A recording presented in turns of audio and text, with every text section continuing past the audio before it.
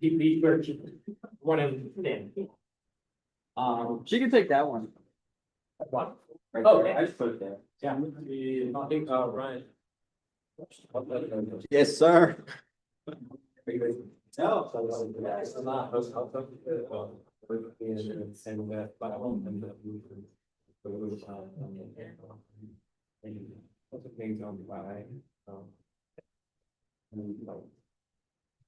I got through it pretty early, now we're scared to all of a sudden get like a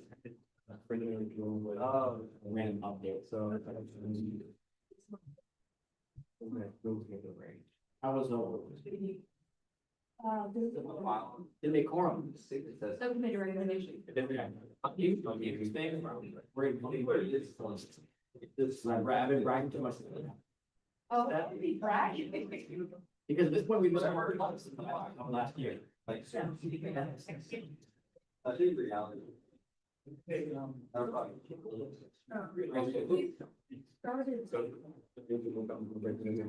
That's almost, Almost, but it's not like missing it. yeah, not like that. Yeah, a couple senators have called out. Oh, Sorry, my single player. I didn't fall on space with it. Keely. What's What's up? I definitely don't have a name for you. I know. No, it's okay, Liam. I feel the love. The love is actually trying to. Yeah, but I feel like it's one of those things, so I don't know. Only at place we have. So also, I broke the yellow. You broke the gavel? It broke it off. So what did you do? I mean, actually, my two skills. It broke on contact with the ground. Actually, this is a hot. That's like. Yeah. It'll be all right. My water bottle has that same issue right now with the handle. Yeah. One of the handle brackets is off. So I need either or, yeah, you do what I do.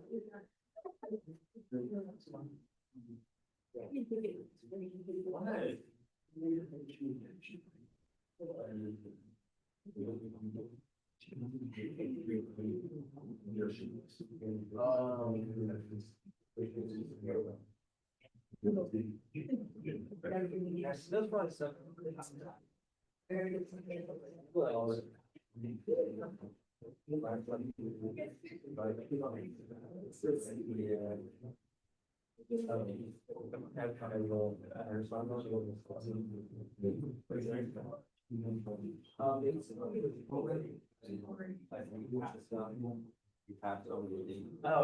Like.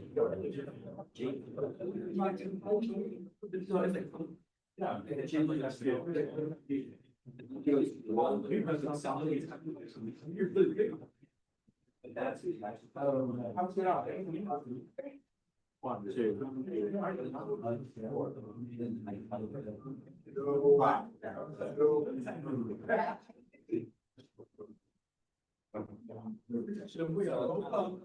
I will turn it on.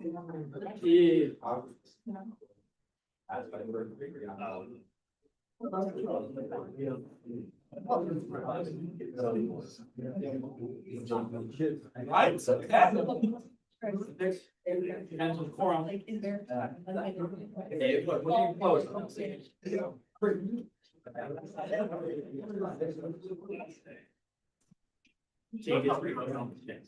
So no more constitutional changes.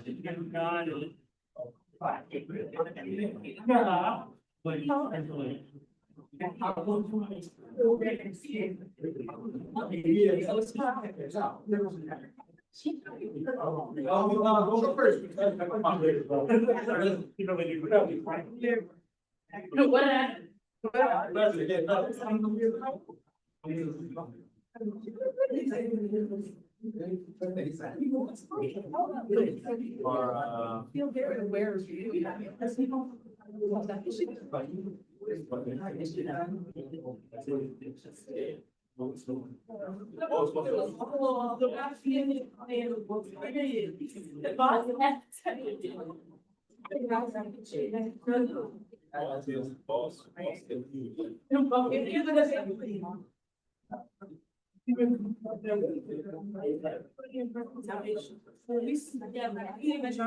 Yeah, I. Okay.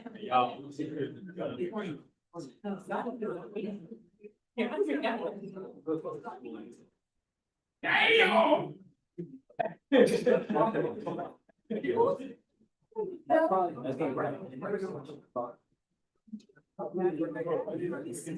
You really guys get that. No, no, Take it over there. we got 2 minutes. You don't, Y'all sit back in the business area. yeah, For the. We got. Yeah, you're going down. Okay. yes. Oh,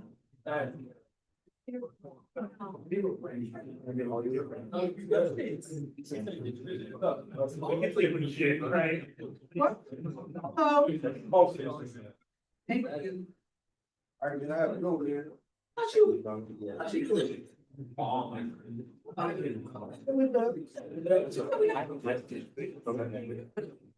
Thank you. That's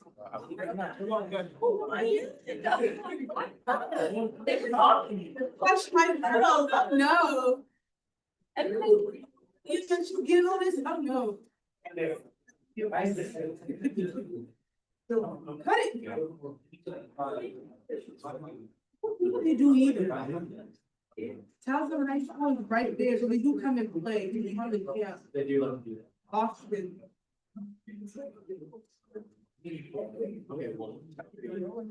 5, 7, 8.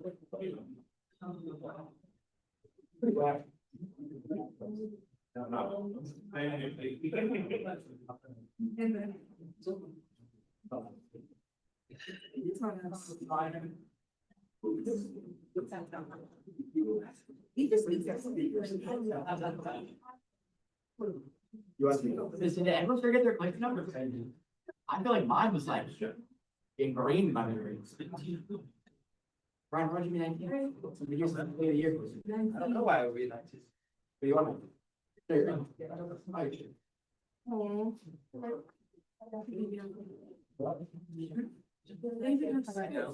I saw Jones, please. Oh, you get that? Hey.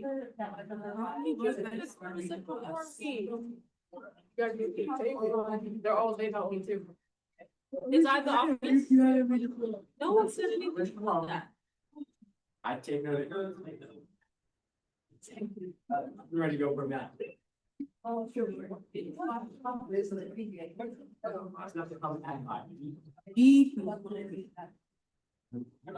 are. Arnold, you are.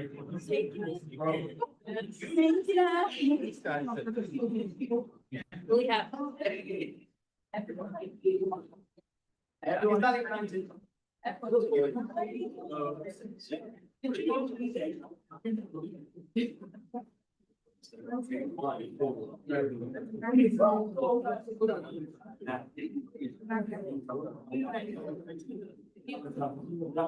What? Right, you heard it. Yeah. The white woman and the Hispanic man at graduation. No, I didn't get it. Then I really How did you get all No, they are there. Oh, but it's one more. the guns out? They come to my stuff. Oh, wow. Oh, they're doing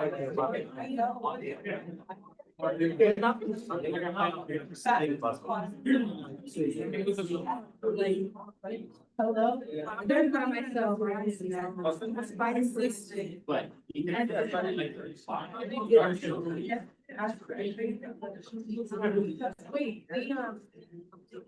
she's like.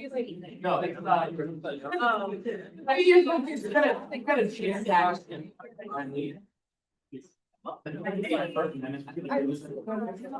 Behind me too. Yeah.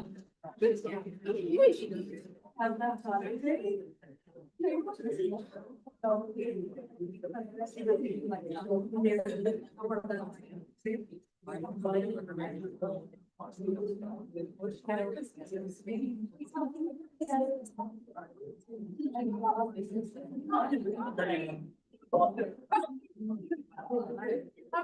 it's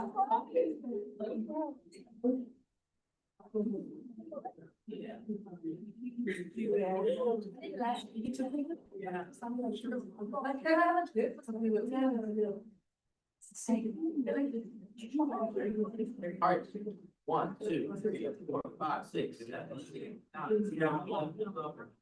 For my side, the jump stuff, oh my God. All got another quick. All these settings have their clickers.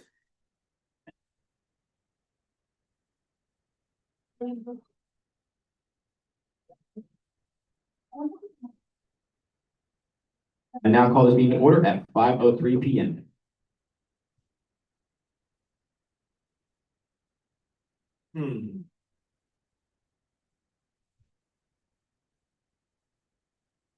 Senator Hastings, can you please lead us in flight song? Sure.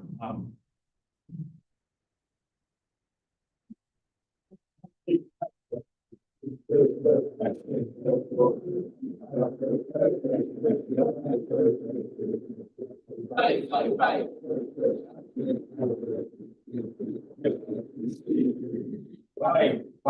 tigers, fight. We are now going to move into a roll call.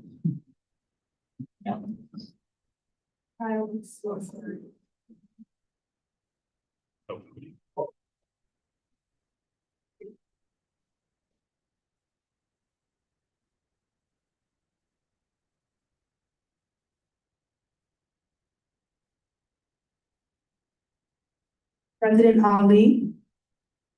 Vice President Brenton, Present. Treasurer Allen. Chief of Staff Hurley. Deputy Chief of Staff Bullock. Director Green. Assistant Director Burton. Director Bryant. Here. Director Matthews. Here. Director Fleury. Assistant Director Al-Romney. Director Reyes. Present. Assistant Director Paredes. Director Kasaka. Here. Director Dalton. Assistant Director Geiger. Director Thomas. Director Elliott. Assistant Director Fitzgerald. Director Morgan. Assistant Director Mitchell. Director Brown. Assistant Director Arobike. Director Ifeji. Representative Hannah. Representative Manota. Representative Abenes. Representative Davis. Representative Andrew. Representative Guilford. Representative Osazua. Graphic designer Lizane Work. Graphic designer Rogers. Photographer Lahai. Videographer Gineja. President Pro Tempore Kelly. Government Operations Chair Farrell. Appropriations Chair Miller. Senator Ataloglu. Senator Cohn. Present. Senator Trejo. Senator Salmon. Senator Conte. Senator Lamb. Present. Senator Kim Jabu. Present. Senator Jonas. Present. Senator C. Williams. Senator K. Williams. Senator Rivera Forbes. Senator Hastings. Present. Senator Billy Echo. Senator Fofak. Senator Stanley. Senator Rhines. Chief Justice Olojo. Deputy Chief Justice Blandon. Associate Justice Nikita. Present. Associate Justice Hayes Moore. Associate Justice Alua. We are now moving into approval of the minutes. Minutes are approved. Are there any amendments to the agenda? Appropriations Chair Miller. Motion to amend the agenda to include Jimmy Thread as a guest speaker. Are there any seconds? A second. Thank you, Senator K. Williams.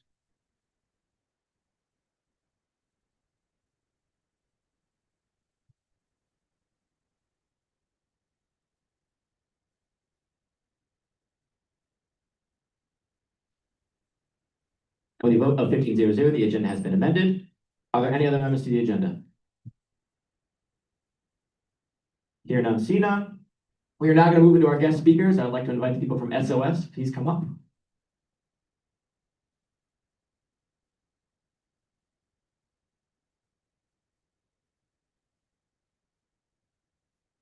Hello. How are you? My name is Jimmy Thren, and I work for Student Outreach and Support. I'm Jessica Marie Zellers. I'm also a coordinator with Student Outreach and Support, and I use she, her pronouns. So we're not going to take too much of your time. I just want a quick show of hands. Who's heard of SOS before? Wow, most of the room. Okay. So just a quick refresher. We're an office on campus. We're called Student Outreach and Support, or SOS for short. And we've actually, just a little bit of history lesson, we've only been an actual office at the university for about 5 years. So historically speaking, when students struggled at TU, it was called Student Affairs, and someone from Student Affairs might reach out. But now we have a whole team. There's 5 of us that are dedicated to supporting students in distress or students navigating concerns on campus. So does anybody know the top way to get a hold of us? Go to the office is one. What else? Online. So Jessica's going to talk in a few minutes how to connect with us. But I want to talk a little bit about the SOS form and just some data. So the SOS form is our main public way of folks saying, I need support, or someone else saying, hey, I'm a faculty or staff member and I think so-and-so needs support. So this form is open to the public. And I just want to ask you all, if you had to guess in the past year how many SOS forms we received, what would you say? Sorry, I'm doing back and forth. I apologize. Yeah. What'd you say? 2,800. Anybody else? One more? 5,000. Okay, that's great.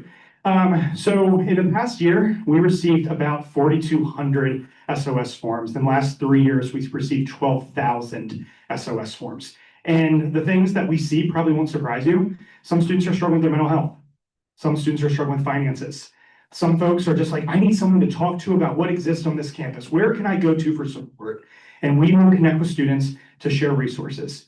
Just really quickly, a couple other little things. We also oversee the emergency grant fund for the institution. So if someone has a financial emergency and they want to see if we can help them out, students can fill out a grant request. We actually gave that out about $60,000 in emergency grants in the last 2 years.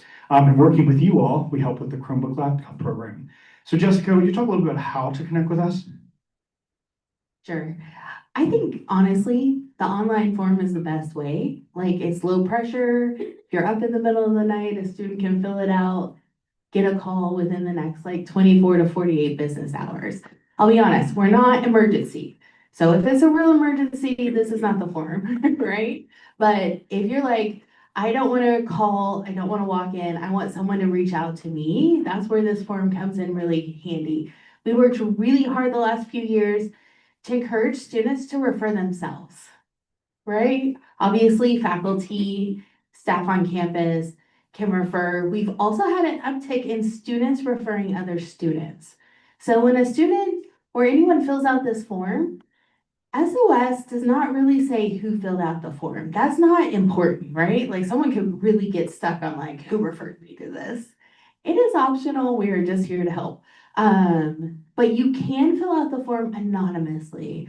So if you have someone or, your friend's talking about someone that they are worried about, this form can be filled out with just the student's information.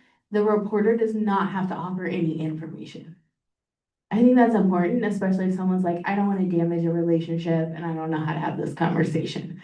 The SOS form really does take less than 10 minutes to fill out.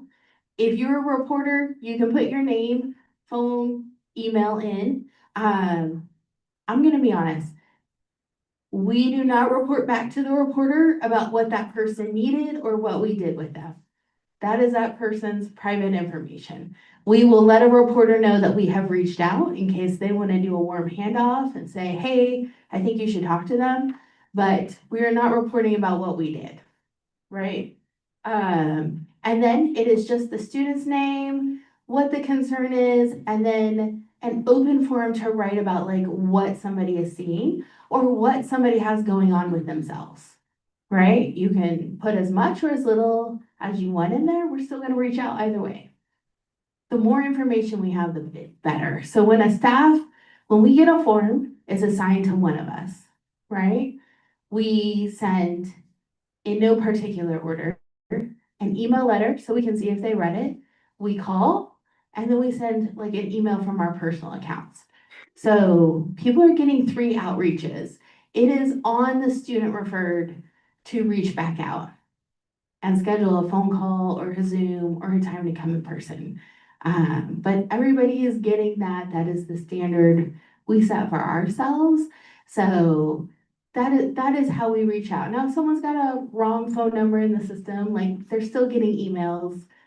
You know, if someone's not checking their emails, they're still getting a call. That is how we work. And then we take it from there with whatever they're looking for, right? Like options for a semester, that's pretty big right now. We just passed the withdrawal date, so everyone's like, I didn't withdraw, or should I have? What are my options? And then like supporter resources. You have a question? Go for it, Mike.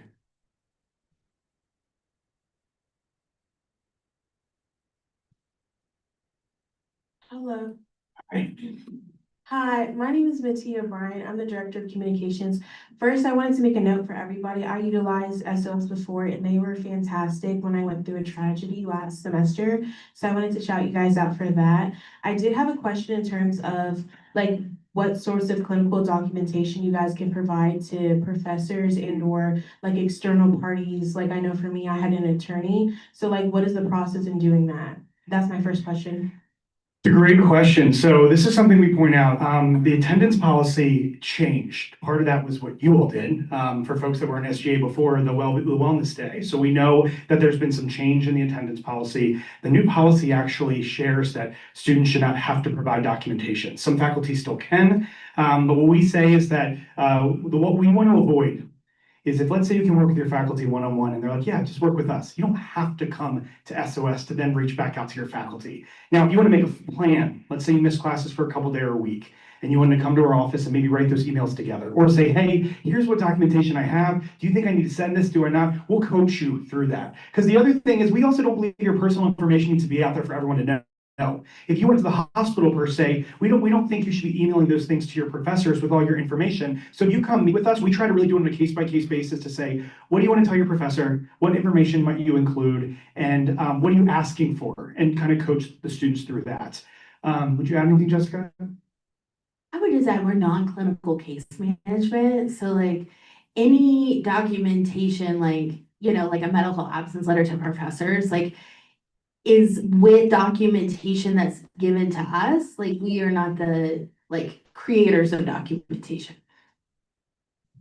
And sometimes what we'll do is we'll help reach out to faculty with you. And what we'll say is we're kind of the conversation starter. Hey, we're working with so-and-so student. We want you to know they're connected to our office. I hope you two can kind of make a plan moving forward. So it shows your connection to resources. It starts the conversation that ultimately helps you kind of get an answer from your professor, if that makes sense. You have another question? I do, thank you. Sorry, I have like 2 questions, but I yap a lot, so I'm just gonna like, you know, condense it into one. So I wanted you guys to go into a bit of like the differentiation between you all and the counseling services, because I know like some people might use that interchangeably. Yeah. So like, what are some services that you all provide that they don't? And then also in terms of like, when you meet with somebody in your office, what is the follow-up procedure? Do you have to continuously like submit a new form, or is there like a third-party website where you can select your provider? So there's the biggest key difference. Counseling center cannot reach out to you where we can. So if you're looking for clinical therapy where you're going and you want to navigate how to work through something and make sense of it and really try to figure out how to work through it in whatever way makes sense, there's some really good short-term focus therapy that can do that. Or if you need a referral to therapy or other types of care, the counseling center is great for that. In order for the counseling center to talk to anybody else on campus, you have to sign release of information for them able to do that. So if you come to our office, one, to Jessica's point, we will reach out to you directly. The second piece is, part of our goal is to make sure we're breaking down barriers. So let's say you need help connecting with the resource, or you need to get some clarity with you, or we can call offices on your behalf to ask questions and follow up to get some clarity to break down some of those barriers, where the counseling center would never do that. So we're really trying to look at you as a whole student a whole person. You're more than just going to classes, of course. What type of support do you need? And what resources can we connect you to on or off campus? Because what we really are is we're kind of like a switchboard. We're not the final place that you're going to end up with, but we're going to make sure that we can hopefully help you get there and know what that support might look like. Do you have anything? The only for your question, if you work with us, I'm a big believer, like, if you felt like you had a good connection, just reach out to the person directly. You do not need to fill out an SOS form if you had a good connection with our office. If you worked with us a year ago and you want to get reconnected and you're not really quite sure, just fill out an SOS form. So I'd say either emailing your SOS person you've worked with directly, emailing the sos@towson.edu, or just filling out an SOS form. Anyway, we'll get in contact with you. Oh, and follow up. We will work with you individually to figure out what works best. So our big goal is to make sure that you feel like you have the good next steps moving forward. So if you've ever worked with me, something that you might know is that I will follow up to see how the thing went. Did you get to connect to the counseling center? Were there any problems with connecting with this health center? How did it go talking to your faculty? So to try to really make sure that you see through the steps you want to get to in order to be successful and get support.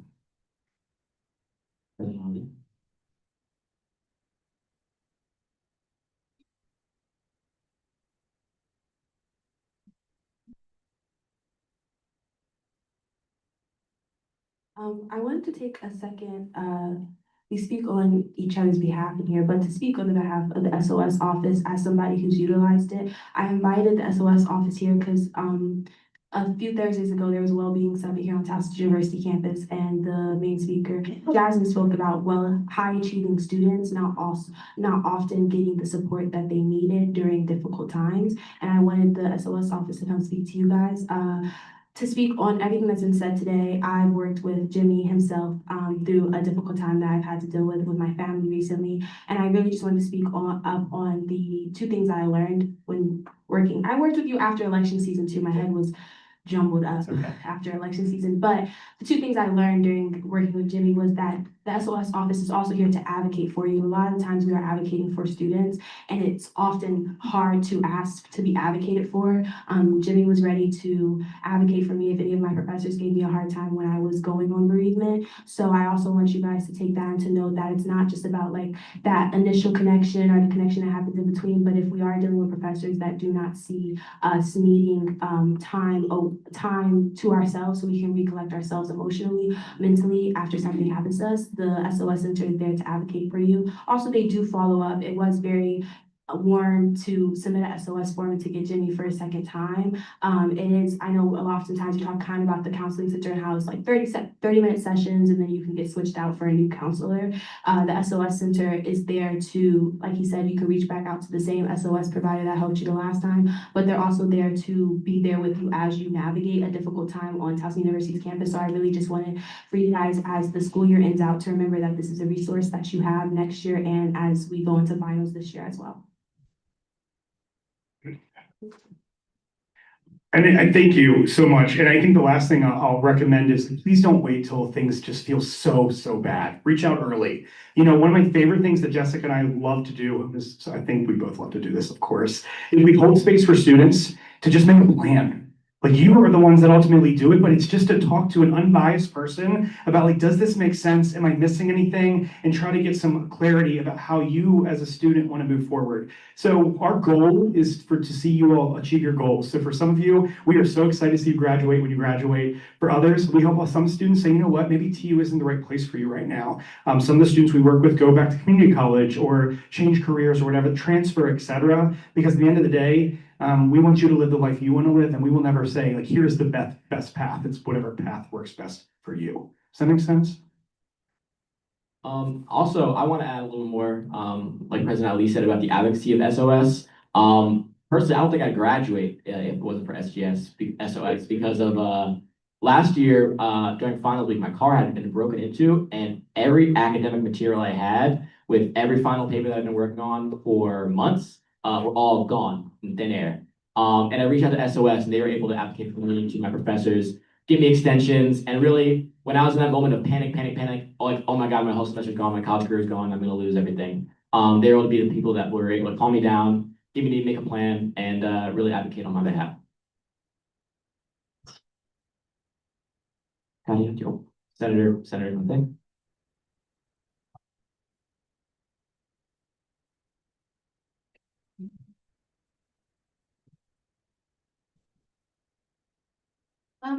Honestly, they really care about their students. Jessica and Jimmy, I would not be sitting here today if it was not for them too. They advocate for their students and they genuinely care. So it's really important for you guys to use this resource. It's very important.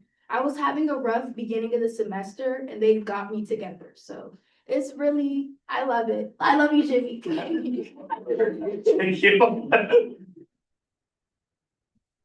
Director Bryant?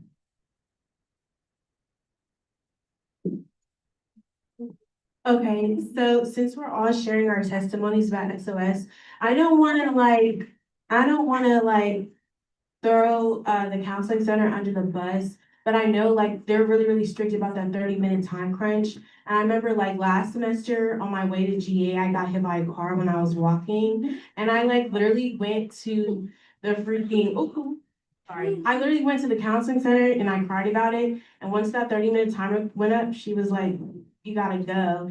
And that was like really, really disappointing for me. But I remember Sharice Carter, who's in your office, she like really reached out to me because somebody told her like, yo, Matia's going through something. And she reached out to me and I remember the first time meeting her, it was just so warm and welcoming. And she like legit moved her meetings back like 30 minutes and another 30 minutes. She would tell me like, however long you need, I'm here for you. So for real, that helped a lot. And that was like one of the first times at Towson that I felt like I was being advocated for because I don't know if anybody's gotten hit by a car, but that hurts. Like your girl was in pain like every single day. And I feel like the teachers didn't really like care for that, especially like during such a pivotal moment in my career as a senior. So yeah, really shout out to you guys. And I wish more people knew about you guys and really utilize your services. And then I do have a question of like, do you guys have Instagram or how do you guys connect with students outside of Tasman? So we do have an Instagram. I'll be honest, I think for students, like the feedback has been like my algorithm, my Towson stuff is overloaded. So we really try to be thoughtful about it, right? Like last week it was a post about like withdrawal coming up. Do you want to make a comeback? Here's how you do that. Here's how you reach out. Withdrawal dates, drop dates, like we really try to tailor it to like what we're hearing from students and not overwhelm your feed. So, yes, please follow us. It is Towson SOS on Instagram. Chair Miller? I also just wanted to advocate for how easy the SOS form is. We have it pulled up on the Towson University page here. I also just wanted to let everyone know another place to access it. It is on MyTU. So if you go to MyTU a ton, you scroll down, there's SOS Flow Life Preserver. It takes you straight to the form. And so it's like, for me at least, the Towson University website can get a little overwhelming because there's so many like rabbit holes you can go down. That's just very straightforward. MyTU SOS forms right there. Thank you so much.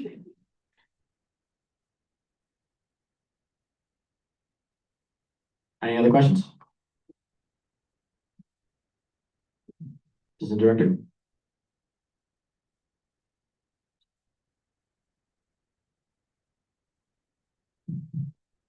So this is actually my first time hearing about Towson SOS, but based on everything I'm hearing, I really love like the concept and the idea of what you guys do. How does a student go about reaching out to you guys if they do need help? Because I know you guys said you have an Instagram, but do you guys have an office somewhere on campus? Yes, we are in the administration building, which admittedly is all the way up the hill on the corner of campus. We're on the second floor. The SOS form is fast. They can call, they can walk into our office like during normal business hours. And even if like we were all in a meeting, like we have staff able to like see our schedules, tell you when we're free, make it, make an appointment, things like that.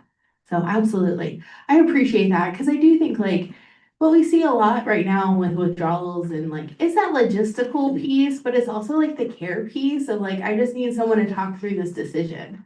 I've talked through a lot of withdrawal questions this week, and overwhelmingly, students chose not to withdraw, to keep the class, to keep going, to like, get support in a different way. We connected to resources, things like that. So like, even if a student just needs to talk through something, we're never going to tell them what to do. We're always going to say, how do we support what you decide is best for you? I don't pretend to know anyone else's life. So I mean, I would say it's a safe place to talk through, maybe like, not only like have like, an empathic listening ear, but to like say like, what are the logistical pieces that I need to do? Like, how do I make a plan? How do I talk through this?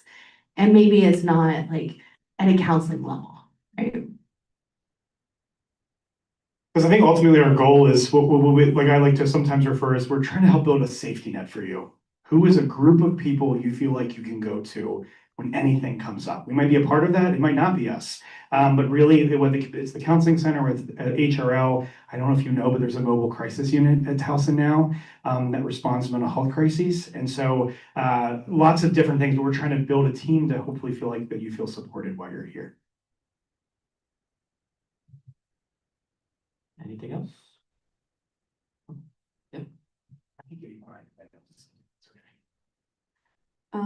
Hi, I had a question about if anything would be on some kind of record, like for seniors, for example, if they would be worried about their future regarding any of that, what would be, or if anything is on record?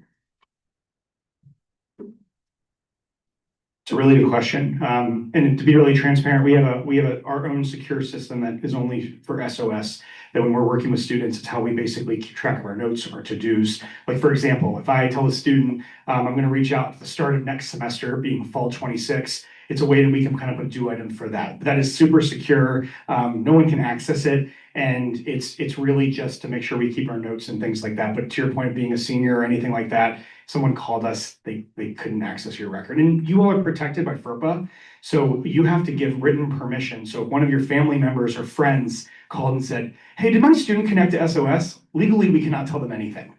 So I just like to be really clear. We work specifically with the students. We keep your information super secure. And again, just to make sure that we know how to best support you. And again, there's no way for folks to access that. Do you have anything to add? Anything else? Right. Thank you so much. Have a great rest of the semester. I can leave days in a couple of weeks, and thank you for having us. More time for SOS, everybody. Okay, moving on. Are there any student concerns? All right, hear none, see none. We are now moving into communications with advisors' remarks. Happy Tiger Tuesday. I have several updates for you all. First question is Madison, did Madison, you have, okay. And is anyone from CAB here? Okay. Okay, I'll start with CAB. So y'all probably know, Tiger Fest week is coming up. Marketing week, so they're doing lots of like giveaways and fun things to learn more about what's happening for Tiger Fest week. It's one of the biggest programs. This doesn't feel very loud. Y'all can hear me, right? Yeah. The Tiger Fest week is one of the biggest weeks of programming for our campus activities board. There'll be lots of fun things to do that culminates in the big concert.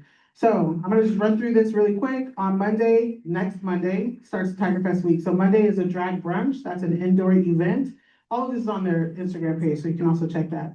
Tuesday is Tropical Fever. That's an outdoor event. Wednesday is Late Night Arcade. That's an indoor event. And then The Yard is an outdoor event happening on Thursday. And then again, our big culminating experience is the concert on Friday. We have 4 artists this year, so it's a big deal for us. We're really excited. We are also close to being sold out. So if you haven't gotten your ticket and you want to be in the house, make sure you do that. Go buy your ticket. So that's it for CAB. The 4 more things I have. The next thing is the Spelling Bee. So Student Activities is actually hosting an event this evening, the Spelling Bee in West Village Commons. I know we also have Org Olympics. The Spelling Bee is a 3-hour event. So after you finish Org Olympics, if you're going, just head over to West Village Commons, test your spelling skills. There's lots of prizes. They're pretty legit prizes. I think there's an iPad in there somewhere. So, flex your skills. Next one is, so I'm gonna skip that because we have it. Less things. So the last one is the Baltimore City Hall visit. So I sent an email this afternoon to the listserv. If you are interested in attending the Baltimore City Hall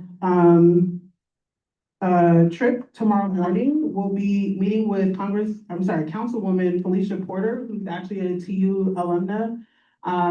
We'll have like one-to-one conversations with her, so it's like a Q&A period. We'll also get a tour of the Baltimore City Hall. I don't know if y'all have seen it, at least from the outside. It's a beautiful building, so I'm excited to get a tour of the space. We'll also be observing one of their hearings. So similar to what we did for Tiger Pride Day, it's an opportunity to engage with local legislators who are making a change in our local area. If you're interested, just reply to that email to let me know. We are meeting in the SGA office at 8:30 with hopes of leaving out around 8:45. You will need to sign a travel waiver, and if you need an excuse from class, I'll also have those prepared for you to give to your professors. Any questions? I yield. Appropriations Committee? Appropriations Committee met last week to discuss supplemental organization as well as two grant requests. We will also be meeting this Thursday to review any more grant requests that come in, and if there is remaining time, we will be looking at revisions to the financial policy for student organizations. Are there any questions? With that, I yield. Government Operations Committee. Happy Tiger Tuesday, everyone. So, no report, but we will be meeting tomorrow at 3:30. Any questions? All right, with that, I yield. Rules Committee? Good evening, everybody. So Rules Committee met last Friday at 4 p.m. We went over Senate Bill number 19, which was ruled favorable with amendments, and Senate Bill number 20 did not receive a recommendation. President Ali? Happy Tiger Tuesday, everybody. No announcements from the president's office besides the fact that banquet invitations will be going out sometime this week. We're trying to decide if we want to give those out in hand or by email. So once we decide that, we'll be sending those out as well. And then I have some updates from the chief of staffs. So for the people that wanted new polos, so freshman council, we ordered some polos for you guys. I saw you guys in the office earlier today getting them done. I see you're wearing one right now. You look amazing. There are new polos and quarter zips from the executive office in her office. If you are grabbing one, please write your name on the board as we've done for like any other t-shirt grab or any other things that we've grabbed from our office.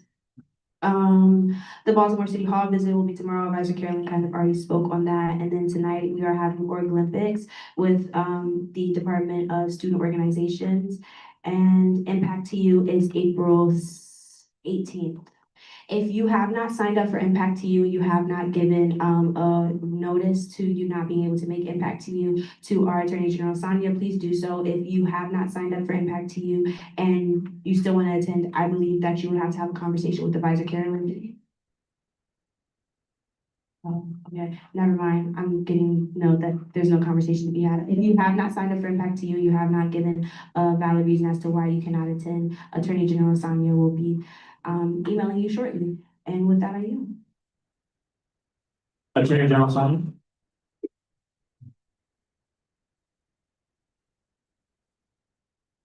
Happy Tiger Tuesday, everyone. As we all know, I'll start with the basics, what we already should all know by now. Weekly reports due every Friday by 5 p.m. Make sure they're detailed and accurate. Safety walk is mandatory. I do know that it has moved a couple of times. It's now confirmed for April 21st, 7 to 9 p.m. If you're not able to go, submit an absence request ASAP. Next Friday, the latest, I'll take them. Let's also clean up after ourselves in the office. Let's keep the office clean and treat it like you would treat your home. On another note, do not call, email, or text me your lateness or your absence. That does nothing for you. The absence request form is on Basecamp for a reason. Telling me prior to not coming or coming late does nothing without formal documentation. And then as for Impact to You, which is confirmed for April 18th, registration is closed, unfortunately, after reaching out to the office. Advisor Carolyn reached out. I try to make some shake, but nothing can be shaken. You cannot come if you did not register by the deadline. which was like 2 weeks ago, according to what Director Matthews sent in the group me. If you did not sign up, you should have already received an email from me stating that you do still have to complete your 5 hours, which is mandatory every semester for every SGA member.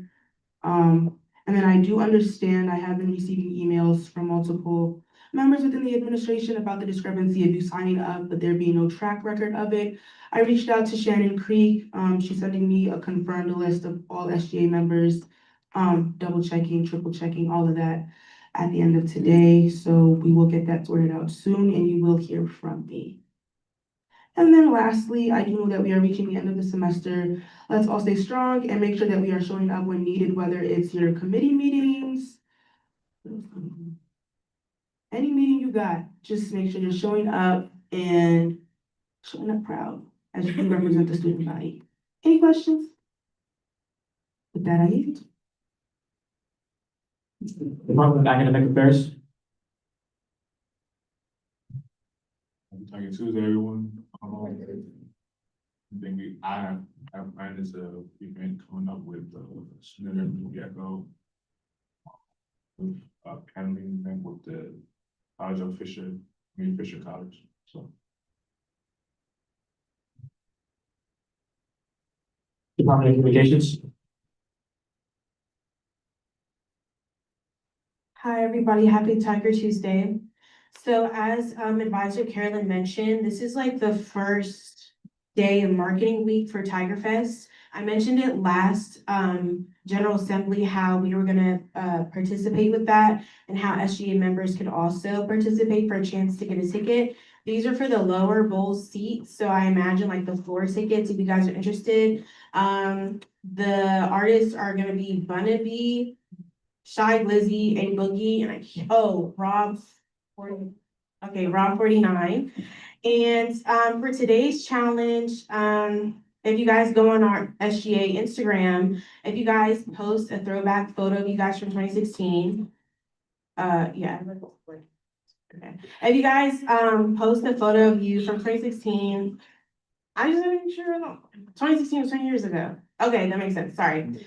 So yeah, okay, I'm gonna read the description, and if you guys are interested in participating, the submissions close tomorrow, and I'll be reviewing everything. Me and Kayla from Campus Activity Boards, we'll be making an executive decision on who will be getting the tickets. It says, we heard it's 2016 again, post your best throwback photo and add your favorite A Boogie or Shy Glizzy song. It must be clean. If you're gonna use explicit, maybe try the chorus, For a chance to win Tiger Fest, you have to be sure to do hashtag Tiger Fest 2026 so we can find it. Be sure to tag Towson CAB, Towson SGA. You don't have to post it as a post. It can be on your story. If you go on the SGA story right now, we have an add yours tab, so feel free to add yours. If you're embarrassed to post your throwback, that's okay. You can DM us. If you don't want to participate, then sorry, you missed out. And then for the rest of the week, for marketing week, we want to do like a story trivia post. Not exactly sure how to execute that. I'm going to talk to President Ali about that tomorrow. We're also going to do a find an SGA member. So I might be reaching out to some of you guys. I know a lot of people can put a name to a face. If they see you, they'll know, oh, so-and-so's an SGA. So I'll be reaching out if I feel like you guys have that certain look to you. And then of course, we're going to also do an Instagram raffle again. Last thing I want to mention, Director Matthews is going to touch more on it. I keep mentioning Tigerthon. It's a big community service event. It's happening this Saturday. It's going to be an all-day event at the Burdick Gym. If you guys are in need of the 5 community service hours, this is a great opportunity to get it. This is a dance marathon for the Children's Miracle Network hospitals. And with that, I yield. Department of Community Outreach. Hey everyone, happy Tiger Tuesday. So like President Ali said and Attorney General Sonia said, impact to you, if you haven't registered, take that up with Attorney General Sonia.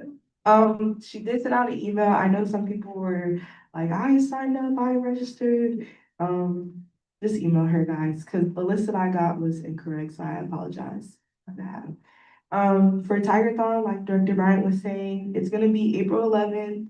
And it's gonna be in the Burdick Gym. 10 a.m. and I'll send it in the group. But it's gonna be an all-day event. So I'm gonna send out a message in the group meet and you can just like it and you can probably message me if you're interested in doing it, and then I'll kind of set everybody up to do it in slots. There are no questions with that, I yield. Now, diversity inclusion. Hi, everyone. Happy Tiger Tuesday. The Department of Diversity and Inclusion wants to shout out the Caribbean Student Association. There will be an Island Mayhem party happening this Friday with food included, music, games, and a great vibe and great opportunities to learn about Caribbean culture and food from 7 to 9 p.m. And there will also be the third Culture University happening this Friday. All further information is available on the CSA Towson Instagram. And yeah, just make sure we're supporting our Caribbean Student Association. Department of Governmental Affairs. Happy Tiger Tuesday, everyone. So this Thursday, April 10th, in West Village Commons West Village Commons 0305 from 10 a.m. to 1:30. Office of Student Activities is hosting Engage to You, which is a dynamic event centered around civic engagement and student leadership, with keynote speaker Senator Ben Cardin, and lunch will be provided if anyone's interested. Any questions? I give mine. Ali had a question. Oh, You said this Saturday? no, this Thursday. This This Thursday.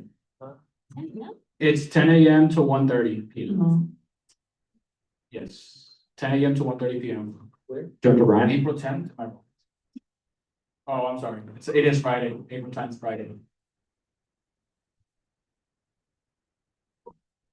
I totally forgot to mention that I'll be speaking on, not on behalf of SGA, but I was in the Social Action Collaboratory Fellowship with the Sierra Nathan who's running it. So if you guys like me, come support, please. And also Ben Cardin is gonna be there too, networking opportunity.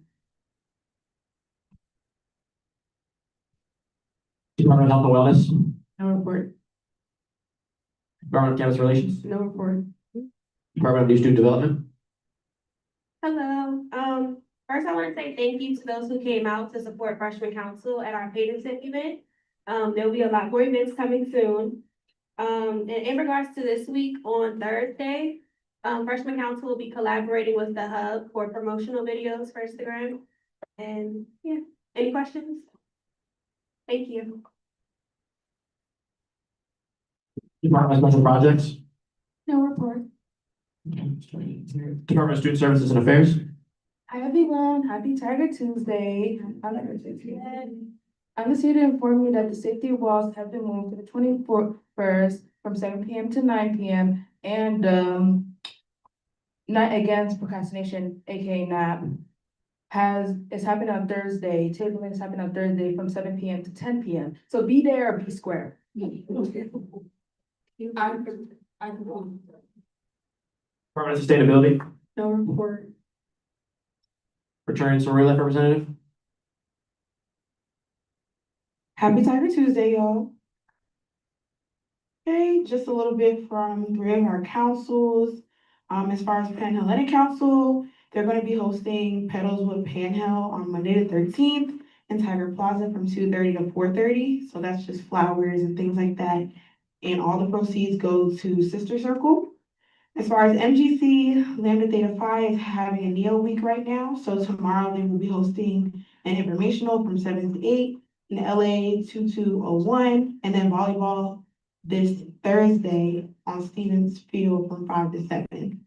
Then ASR is having an Asian art history game on Zoom today at 6 p.m. Then Sia is also hosting a tote bag painting and charm making tonight in Burdick 116 at 7 p.m.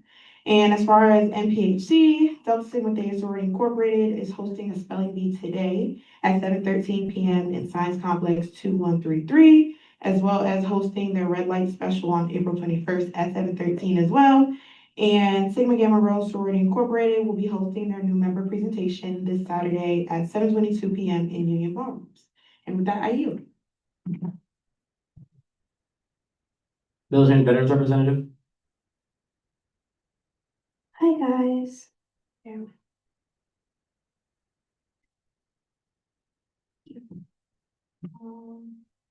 So we have two events coming up for the month of the military child. So if you know anybody that is a dependent or a military child, then please spread the news so they come to our events. We are here for them. We are having the Purple Up Picnic, which will be in the Paws Pavilion. That's April 15th from 11 a.m. to 2 p.m. There will be food. And we were having the Vets versus Family game night on Wednesday, April 29th from 5 p.m. to 8 p.m. And that is in our center in the psychology building. There will also be food and games and music, and I think dogs, possibly. So come, and I yield.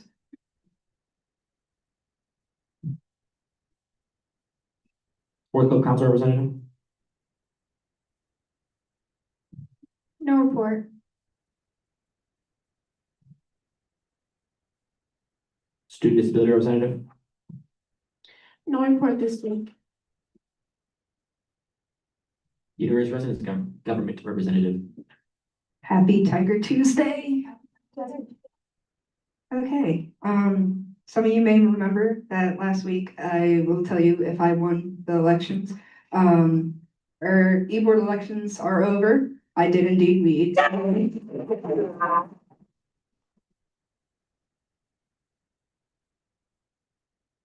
So both DJ and I will be back next year, so that's great. On that note, I am the Director of Advocacy once again for URG, and a part of advocacy is education. So tonight I brought my e-board along to show them what SGA does for Towson. Over here to my left, oh, there's a lot of you. We have our current Vice President, soon to be President. We have our current Director of Finance, our current Director of Marketing, I'm trying to find it, Leadership and Engagement Coordinator, our new Director of Programming, right? And our current Director of Programming. Our current Director of Affiliation was here, soon to be Vice President. Yeah, that's our e-board, yay. And this is DJ, our mascot. Our Drop Swap and Shop event is this month, April 20th through the 22nd. Donation boxes are in residence halls. You guys can donate clothing, clean clothing, please, if you can. The times for those events it's 3 o'clock to 6 o'clock p.m. The first day, we will be at West Village Lawn outside of the dining hall. The second day is Glen Plaza, right outside the dining hall. And the last day will be Newell Field, right outside the dining hall. And the last update, the HRO banquet is May 6th, 6 to 8 p.m., Union Ballrooms, D&E. And with any questions, I yield. Nothing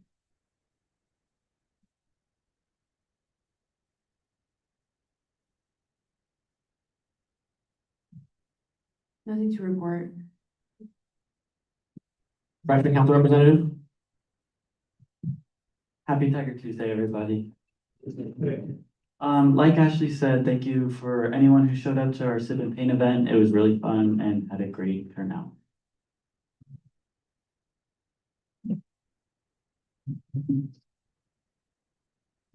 Happy Tiger Tuesday, everybody. Thank you. It's better than last week. 1 second. I have Treasurer Allen's report ready right here. Okay, so this is from Treasurer Allen. The budget deliberations will be this Friday, starting at 9 a.m. Please communicate your absence or a PDR will be given. If there are any IES forms that you're waiting on approval for or need assistance with, please reach out.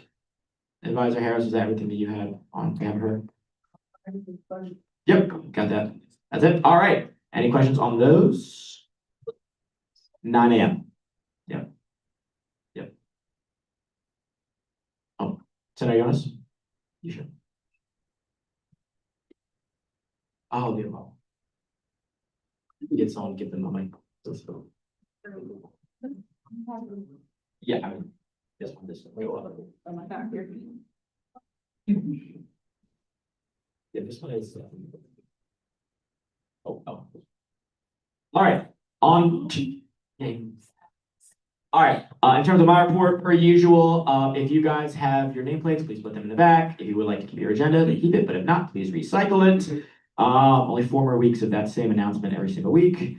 On behalf of things that I've done, really not much other than academic senate. Yesterday, we had 3 pieces of legislation on the floor at the academic senate, which is the most I've ever seen from the SGA. Now the academic senate is a loaded body, so we didn't really get to speak about them, but there are 2 sessions left of academic senate.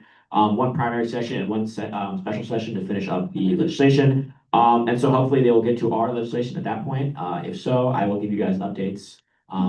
Or somehow, well, 106 will give you guys updates because we will be out of office by that point. But yeah, are there any questions? All right, with that, I yield.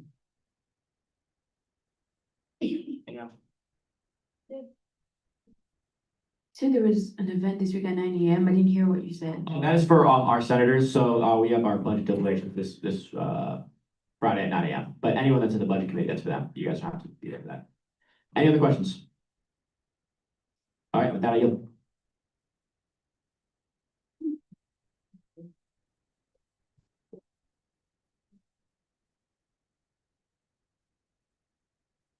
The court. Happy Tiger Tuesday, guys. Okay, so we met with the National Association for Music Education last week, Wednesday, from 2 to 2:30, and that appeal was granted. And then also that same day, 2:30 to 3 p.m. with the Vietnamese Student Associations, and that appeal was also granted. Tomorrow, we're meeting with NAACP from 2 to 2:30 p.m. And then we also, I forgot to mention this. Okay, we also had a PDR appeal last Friday, and that appeal was denied. Are there any questions? What about you? Okay, senators, we will now be moving into a quorum call, so please click yes on your clickers to indicate you are here.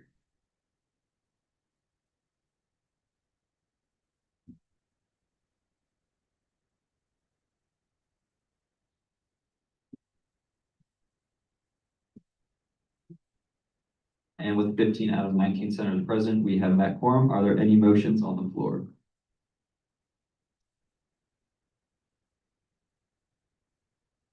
Appropriations Chair Miller.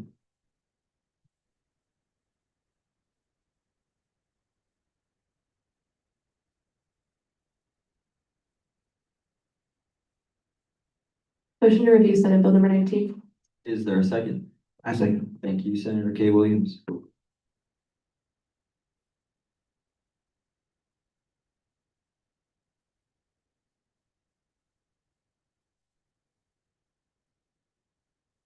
With a vote of 14-0-0, the motion is passed, and seeing as I'm the bill writer, I'm going to ask Government Operations Chair Pro to take my place.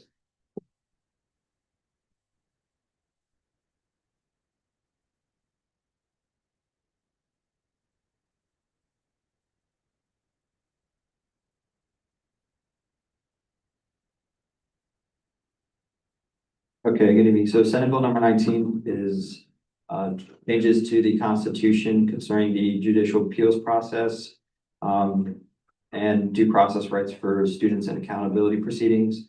The only change that was made is on the first page in section 4. Now it reads, if the judicial branch received notification from the Chief Justice of an appeal that merits consideration and has been filed in accordance with established procedures, the judicial branch shall convene upon its receipt, and everything else remains the same as last week. Considering that this is second reading, all debatable questions I will. Are there any opinions on this bill or questions? Senator Ryan. Yeah, I'd like to speak in support and applaud the bill writer. This was a heavy piece of bill. But as well, I do want to echo some of the things that were said in Rose when reviewing it.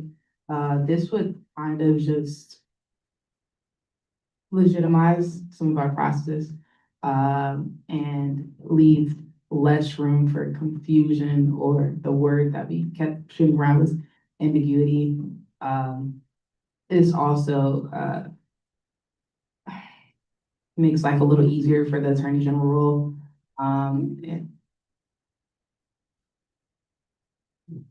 Okay, and allows things to be kind of written down, some of the things that our Attorney General Sonia already does, to be written down and be followed for administration.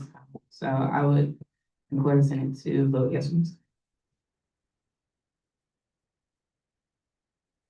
Are there any other questions or opinions?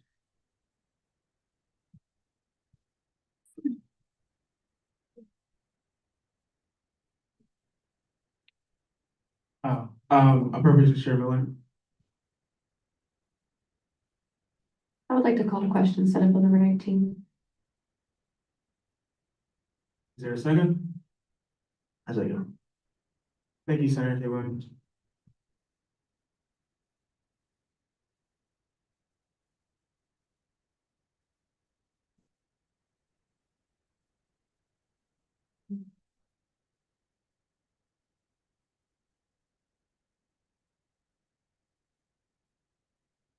Okay, with a vote of 14-0-0, the motion has passed. We will now move into a vote.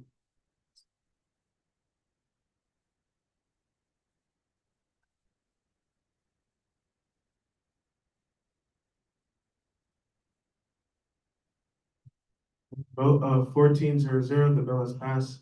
Thank you, President Pro Tem Greg Howard.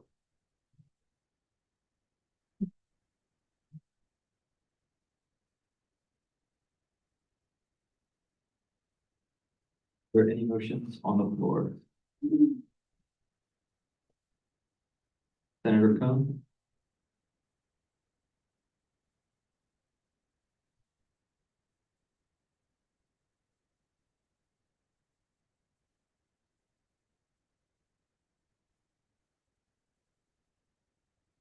Motion to review Senate Bill 20. Is there a second? I second. Thank you, Senator Yonas.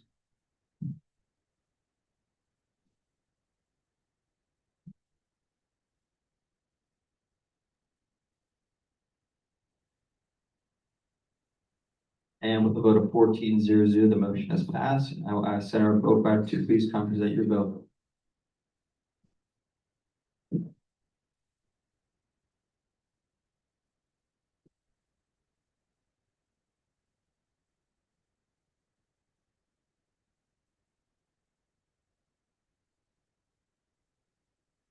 Happy Tuesday.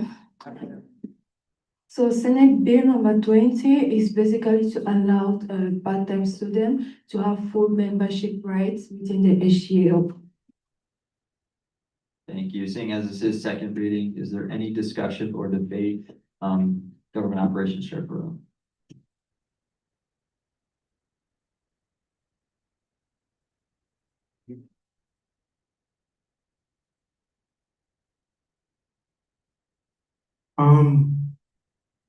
In terms of my thoughts on the bill, if I'm being quite frank, I'm somewhat conflicted, because I do believe that part-time students do deserve representation in SGA in whatever that capacity that does look like. However, I remember in rules, there was a lot of discussion when it comes to them being in certain roles. I guess I wanted to ask the bill writer, how did you feel about those discussions that were had? I guess to give context to everyone else in General Assembly, one of the discussions that was had in rules is about this specific bill not applying to certain paid members, specifically the executive board. So I guess I just wanted your thoughts on that. One reason that was mostly against being part of the executive board was because the part-time student doesn't pay the same fees for the HGA fees as compared to full-time student. But also, like discussed, the amount that part-time student pay for HGA fees, it depends on the amount they pay for their tuition fees. Being And also one thing also was like the experience as a part-time student is not the same experience as a full-time student, but I don't really see how their experience differ. So my thought is that a part-time student can also should be allowed also to be part of the executive board. And also vote has been done by SG by student. So why voting for it if you see a part-time student is not you think the part-time student is not good, it can can represent you fully, you can also decide not to vote, but at least they should be allowed to participate in voting. Yeah, as a response, to that, I do agree with you, like, because part-time students do pay a fee, and so they should be able to be represented in SGA because of that specific unique experience. I guess to my last point is that you as the bill writer would you as the bill writer consider having a specific restriction on having part-time students be in certain positions because they don't pay as much comparatively to full-time students? Can I ask Senator to answer on my behalf? Yeah. So I actually wanted to give a point of information regarding that exact point as well. So as listed on the Towson University website, part-time students do pay more per hour in SGA fees. It is listed on the Towson University website that the SGA fee for full-time students in-state and out-of-state are $58. And then the SGA fee for part-time students per unit, which is per credit hour, is $9. So that is per unit that they take. So it would add up in a lot of cases to be about the same or more for part-time students. Okay. Okay, so what you're suggesting is that because they pay because they pay like per credit hour, let's say if since they're part-time, they are only taking like 9 credits, for example, they would be paying more than a full-time student? If they're only taking 9 credits, they would be paying $48, which is $10 less than a student. So they're paying less. 9 hours, a full-time course load is 12 hours. So 58 divided by 12 is $4.83 per credit hour, which is significantly less than the $9 per hour that part-time students pay. So while they may not pay the same in of dollar amounts, they are paying more percentage-wise per unit that they're taking. Okay. I'm gonna give my last response, then I'm gonna like give off the mic. I completely see what you're saying, and my general opinion is that it's not that I think that part-time students shouldn't have a part in SGA, and I don't think that they shouldn't have, like, for example, like a center role, assistant director, like that's not what I'm suggesting. What I'm suggesting is that there be some sort of a restriction, because even if they do like pay more percentage wise, they still technically pay less. Thank you. I also actually wanted to retract the statement I made. I for some reason said that 9 times 9 was 48. It's not. It's 81. So if they're taking 9 hours and they're paying $9 per hour, they're paying $81 in SGA fees. Vice President Britton. Just to address another thing as well, because I feel like we're hitting on the financial aspect a lot. Another issue I wanted to address is the fact that I think last week someone said someone along the lines of, how much can a part-time student really contribute to SGA if they're only here part-time? And so I'm going to share a little personal anecdote. When I first joined SGA, for some reason, I slipped through the cracks because I only had 9 credits. So I was technically a part-time student for pretty much all of last year. And I was still able to contribute pretty significantly to SGA, very significantly to SGA, because clearly we made our way up here. I was able to be the pro temp as a part-time student. I was able to be a very effective senator as a part-time student, because that means I had more time on campus to deal with student issues. So the criticism from last week that part-time students can't contribute as much, I would say is completely false. And also, yes, the financial things that Elle said also does line up. So I just wanted to add that personal point. President Ali.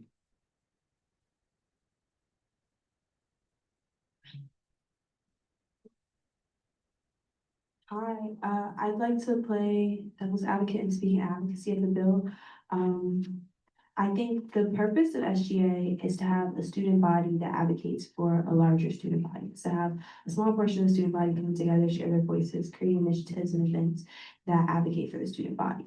I think when we start removing students from the student body that we pull from when we say, hey, the 106th administration is hiring, apply here, we start to lose voices. A part-time student, like Liam touched on, can offer a perspective that you may not be getting when everybody who sits in the room is a full-time student. A part-time student can be a part-time student. It could be a matter of a check that comes in that can change a student's from a part-time status to a full-time status. They could be working, they could be, they could have families, they could have other things outside of a regular, what we see in books and TVs and what we experience college life. But I do think they deserve to be a part of SGA. So I am kind of in support of this. And then here I say to Liam's comment he made earlier, I've never, when we did hiring for the 105th administration and we go up to Janani's desk and we'd be like, oh, why wasn't this person like passed through? I've never heard, oh, they were a part-time student, so they did not go through the initial hiring processes, i.e. Liam here, who somehow fell through the cracks. So I wonder if this is just kind of language that we have that's not necessarily being followed up in the logistical policies and procedures of SGA, the business side of it. So if it's a conversation of a bill being wrote or simply a conversation because it's not being followed through in the first place, that's my own statement. Senator Rhines.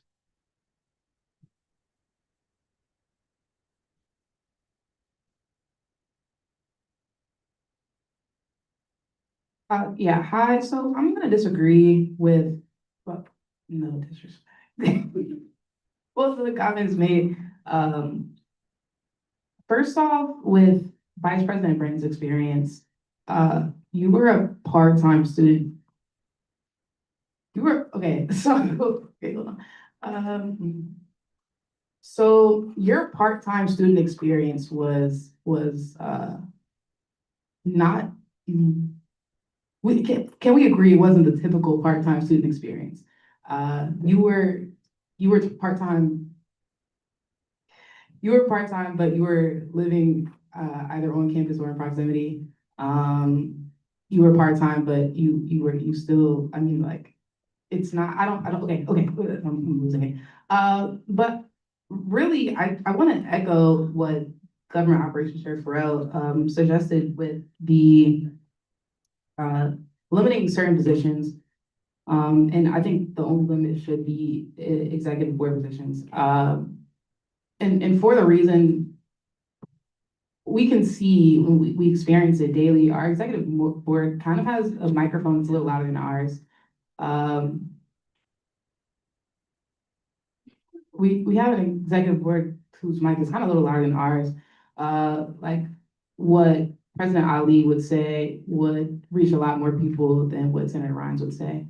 And I think that we need to watch the rhetoric we allow to be pushed out to the student body. I want to play an exercise. So everyone who's in queue for the mic, 1 second, that I did in rules. So we had an immigration town hall last week. Raise your hand if you were there. Ooh, nice, great hands, great hands. Okay, so at that immigration town hall, we had a table that was, whatever, they were there. It was 2 people, it was a faculty member and a part-time undergraduate student who's not, I mean, he said himself, he's not the typical undergraduate student, he's a part-time student. Anyways, I want to remind everyone of the harmful rhetoric that was spread by that table. Oh, thank you. Yeah, the part-time, the harmful rhetoric that was spread because they lack knowledge of what a full-time undergraduate student experience looked like, and they pushed it out. It did happen. It was especially like, especially when we have, and I can just say outright, our Latinx, brothers and sisters are going through unprecedented times, and it's hard for people to understand. And so especially when you're somebody who has a home to go to, has a job that's gonna always take you, you have a family that you can see every day. If we have someone in leadership whose microphone is a little louder than ours, then that can be incredibly harmful. Saying that we don't need Know Your Rights events can be harmful. Telling people that we shouldn't bring attention to ourselves and we shouldn't talk about the issues going on in immigration can be harmful. And I fear that if we have people like that in those positions who don't fully understand the full-time experience, and what that could look like and what problems that could arise, then it would just be harmful. So that's what I would say to Lori. Can I add to that? Sorry. So you said, Vice President didn't have a typical part-time student experience, and you described one. So that is one of difference, one of many. So when you say a part-time is not going to be able to represent a full-time completely because it doesn't have the same experience, so you're also saying that a full-time student is not going to be representing a part-time fully because they don't have the same experience. But yeah, no, yeah, great point. I mean, I don't mean to, we didn't have, we should push for like better representation. But I look at it in a way of like opportunity costs. And when we reach points to, okay, a good example, Senator Hastings came, got confirmed, next week dropped the Honors College legislation. That allowed us to represent Honors College better. And it wasn't that Honors College was complaining, or they were complaining about not being represented, or we had any like gaps in the SGA or legislation that we were passing that wasn't properly representing Honors College.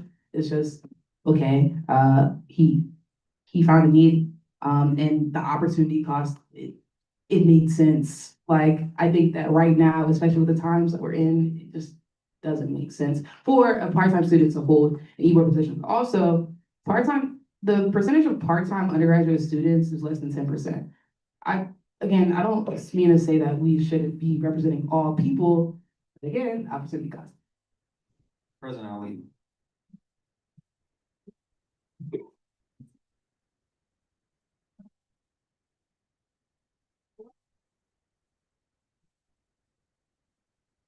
I want to start by saying I'm sorry that she experienced that with one part-time student of the multitude that make up Towson University. That wasn't fair to you guys or the people that were attending that event to add civic engagement to Towson University, answering to the call. I'm sorry. That was one student though. If the fact that the legislation is even on the floor is the fact that somebody within, and I'm assuming it was you, beautiful, thought that Towson University's SGA needed to represent a larger portion of the student body, and they weren't doing so. So legislation needed to be made. The call was already made. Somebody already saw that there was a gap that needed to be filled, and it needs to be filled. Now we get to executive cabinet, our executive board. I do think that it can come with some limitations, and it should kind of, I understand the argument that the limitation should really only be for executive board if we should not be allowing part-time students to be on executive board. But I think about if I was a full-time student or a part-time student, I would have, no matter my student status, stumbled my way into the SGA office, and how heartbroken I would have been to walk into an organization where I felt like, oh, this is what I'm looking for. Like, I'm looking for a place where I can advocate for students, and then say, hey, I want to apply. How can I apply? And then hear, oh, actually you can, because you're a part-time student. I'm a student at Towson University. No matter my student status, my voice deserves to be heard within the Student Government Association. It is not the full-time student association. It's the Student Government Association. The fact that you're a student is enough for you to be able to sit within these seats and be a part of us. And better yet, if you apply for the correct positions, get paid to join and work for the rest of Towson University student body. Appropriations Chair Miller. Thank you. I have a bit to say, so please do bear with me. I wanted to state the same thing that President Ali had stated. The actions of that student were, not representative of the entire part-time population. They were the beliefs of one student, and I'm sure if we looked across the full-time student population, there would be a lot of similar beliefs and possible acts of ignorance. It was not a representation of part-time student population. I also wanted to touch on the experience that Vice President Britton had as a part-time student accidentally slipping through. I myself also slipped through as a part-time student. After our discussion in rules, I was a part-time student throughout my first few years of college at a different institution. I decided to go back and look at the credits that I had actually taken here at Towson. I was a part-time student for a decent little bit, and I was still here in the institution. Also, 10% of the student population is still a large percentage in terms of anything. That is 10% of our student population that is actively not being represented. And I would like to point out that the fact that Senator Hastings was able to come in here and establish the Honors College as a seat in the Senate was because he was allowed into the Senate in the first place. He was allowed into the student government to have that discussion. So if part-time students are not able to come into SGA and make these changes that they want to see, we are not going to be representing part-time students properly. The same thing still stands for executive board. If a part-time student is able to run a campaign, if a part-time student is able to gather the student voices, if they run a campaign that the students agree with and the students choose that executive board, why should we not allow that student population to run for a position if they have great ideas? It would be limiting ideas on campus that don't need to be limited, because at the end of the day, the students choose who sits in those seats. The students choose whose voices are heard. And so if we limit part-time students for no reason other than they are part-time students, that doesn't quite seem fair. Our administration has also been very keen on trying to break down barriers and power dynamics, and establishing a rule that says part-time students can do everything except executive board really puts them up on, it greatens that divide instead of lessening it. I believe that was all I had to say. Senator Rhines. Okay, so yeah, point of clarification, that was just what was represented in your town hall. And also, if you heard what was said, it wasn't that student's part-time status for why, like, or no, sorry, it wasn't like their personal beliefs or why they were saying it. It was the ignorance stemmed from their part-time status. Literally, it was, the conversation was about how there was, and somebody correct me if I'm wrong, but the conversation was about how we shouldn't attract attention and we shouldn't do know your rights, but also you don't live here. Like, you have a home to go to. And so, okay. So the experience of those students isn't properly represented. And then I fear as well, or I wonder, what does this administration do then for those voices that we see now? What does this administration do for the Latinx voices? What does that administration do? How do we support, how do we support those issues? But do things like this. Also, I want to clarify that I'm not against part-time students being a part of SGA. I'm so in support of it, super in support of it. I'm more in support of it than anyone in this room. Just a limitation on exactly what positions they could hold.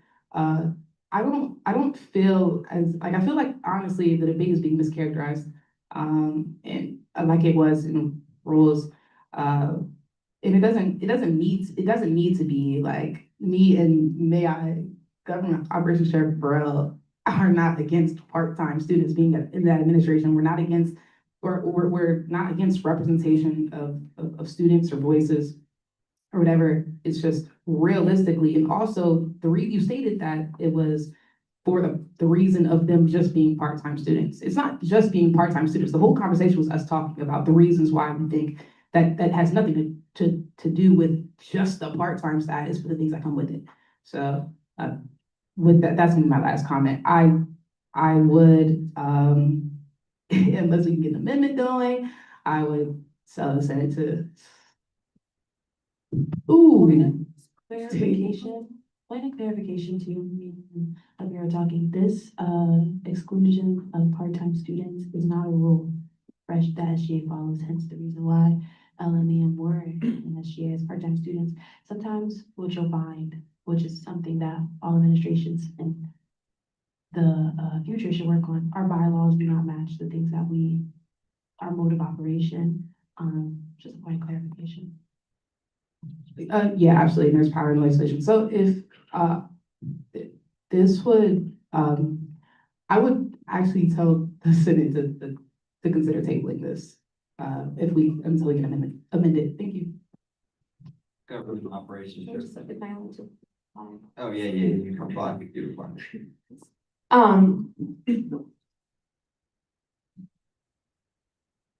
Sorry, lost it for 1 second. I understand that a lot of it was coming from students that don't live on campus as that. I also have never lived near or close by campus. I live over an hour away. And there was a large period of time last year as a part-time student that I did not have a home to go back to.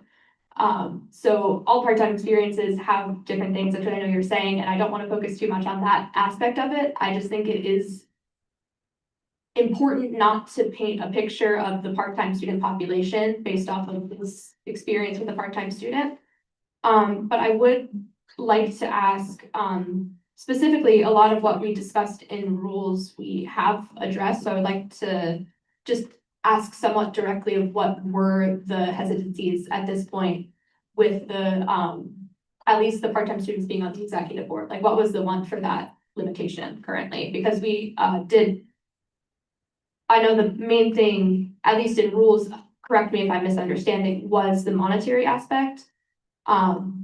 To where they are not contributing too much to student fees, but we've found out that that was, a misinterpretation of what was written. So I just wanted to know what was the remaining factors. Government operations, sure, bro.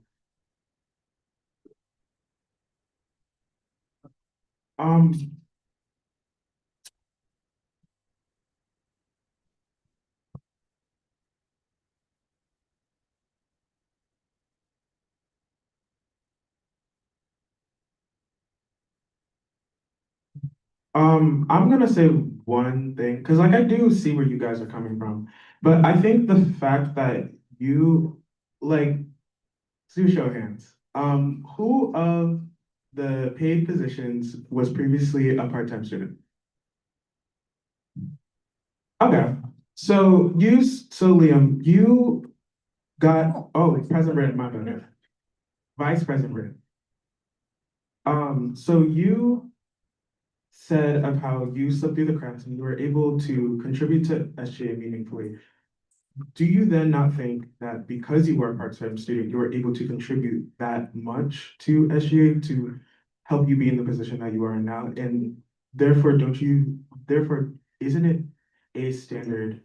This is not a question for you. This is just me saying this. Don't you think that it is possible that part-time students have some sort of unfair disadvantage against full-time students because full-time students have to take full-time classes versus part-time students? Last thing, I would like to yield my time to Director Bryant because he's had his hand up. Sorry. Oh, Director Reyes. Yeah, so it sounds like a lot of back and forth based off like certain scenarios or situations, right? We could keep doing that all day. The bottom line is, you get in a leadership position based off your merit or based off being elected for e-board positions. So at the end of the day, I feel like it shouldn't matter your enrollment status, whether you should be on the e-board or executive cabinet. Because once you apply for SGA, there's certain requirements. You have to be here Tuesday, 5 to 7, Thursdays, 5 to 6, and so on, certain requirements. So if you're able to, regardless of your enrollment status, I don't see the issue, whether you're part-time or full-time. Again, it's based off your merit and based off if you're available. Next question.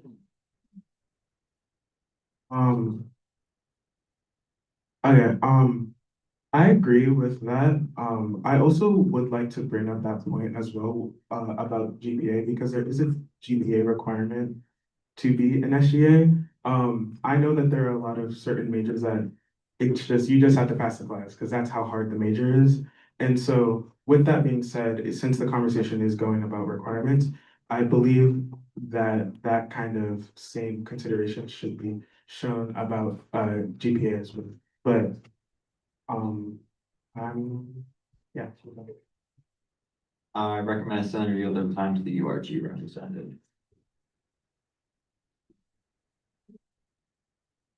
I yield my time to the URG representative. Thank you. Point of order, please. Let her speak. So, as a representative, reading this bill and hearing everybody's, like, points, I would like to ask the question of, couldn't there just be a part-time student representative? As a representative, we don't have like that much to do as a paid member. Yes, we attend general assemblies on Tuesdays, but we don't have to attend pre-meeting. I'm told like certain things for what we do and don't have to do. It's not that hard of a time commitment as a representative. And as a representative, the part-time student could be educated on what they would need to do if it were to be written that they would be allowed to run for an executive position. Also, as a representative, we're allowed to work with Senate members and the e-board. I recommend a senator yield their time to the Assistant Director, Art Bouquet.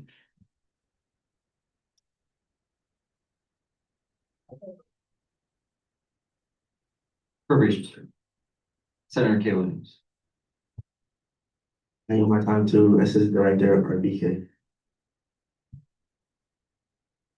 I have two questions. One, was there something that inspired this bill? And two, would you be open to the chance by having a trial run by any chance of your bill? To see how it works. Please, can you explain what you mean by a trial run? Like, what do you mean exactly? To see how the bill would run, so possible people who either like don't understand or aren't with it can see things you can improve in the position, in your appeal and stuff. In your thing, yeah. It's a compromise.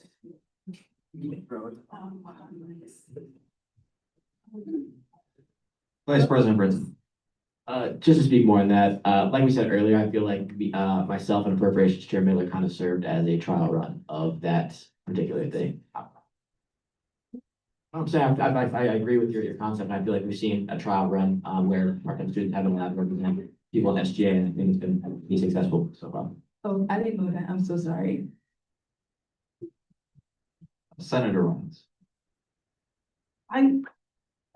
Yeah, great points, everyone. I love how everyone's getting so passionate about the issue. Like, this is good. This is good, big. I do want to say, there was a point that was made earlier. I don't even remember who, but there was a point made earlier about like proper representation, but also I vividly remember Senator Hastings having done like extensive research on Honors College, and talking with people, both students and staff, faculty, engaging where the gap was and what exactly that need looked like. If I can remember correctly, and correct me if anything's been done from last Tuesday to this Tuesday, there hasn't been any surveys of the part-time student body. There hasn't been any asking the faculty or staff on what this would look like practically. So I don't really, I mean, like, I could see if we could come in with a testimony or something of the holistic part-time student body with what they see, but to me, it looks like they feel pretty represented, since we have, big seats of part-time, previous part-time students. Okay, yeah. Appropriations Chair Miller. I would like to point out to that, point of not having that communication. Having the Honors College, once again, was already able to be represented within SGA. Students of the Honors College were able to apply and attend SGA in order to be represented. Part-time students, as stands in our constitution, are not. Vice President Brinton and I were mistakes, quite frankly. We happened accidentally. Sorry, mistakes in the system, but we were not supposed to be here if we were following our constitution. So the fact that Senator Hastings was here and able to work on it is because he was allowed entry into SGA in the first place. As it stands now, part-time students are not. And that is also my concern with a representative position instead of full-time SGA position. Representatives are still, like, anyone who serves as a representative position could also serve as a member within SGA. If there was a part-time representative instead of this piece of legislation, part-time students could only serve as that representative. They could not serve as a member of the rest of larger SGA. If we leave it as standing now, if we establish a representative instead of this piece of legislation, that would not stand.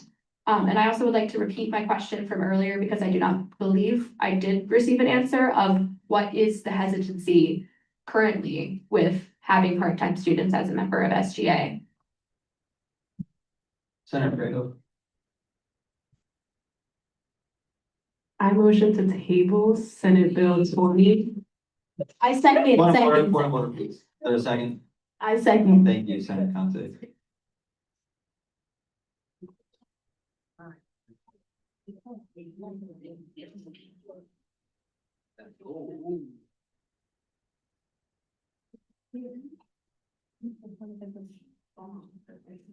We're in the middle of a motion. Yep. And point of clarification prior to the vote, constitutional amendments, like I said to the Senate earlier today, must be voted on today. So if this is tabled, it is essentially voted no on. Because it will not get passed for this year.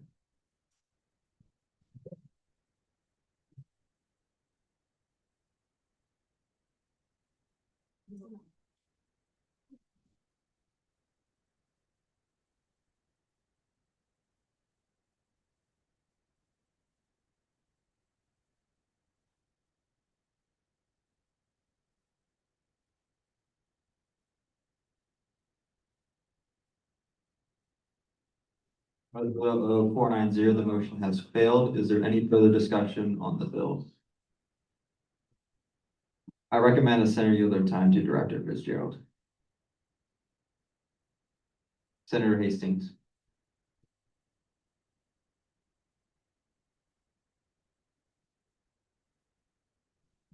I yield my time to Director Fitzgerald.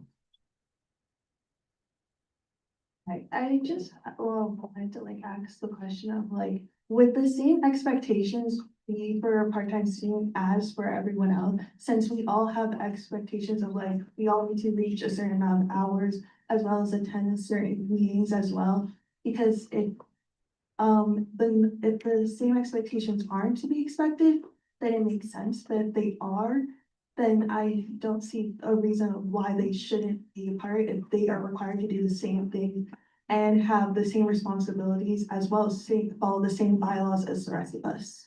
Of course, they have the same rule, they have to follow the same regulations, so there's nothing changed. Just they allow part-time to be part of the SGA as they want. Senator Cohn.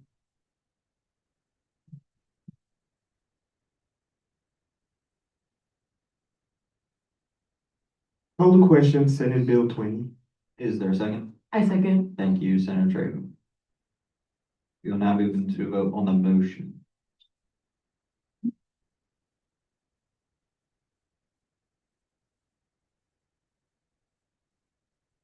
And with a vote of 13-0-0, the motion is passed, and we will now move into a vote on Senate Bill number 20.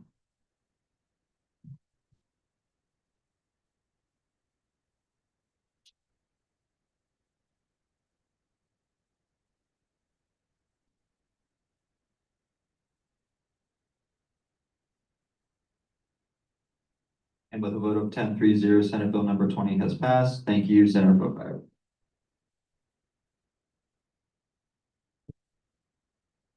Are there any motions on the floor? Senator Kay Williams, Motion to review budget bill number 4. is there a second? A second. Thank you. Appropriations Chairman.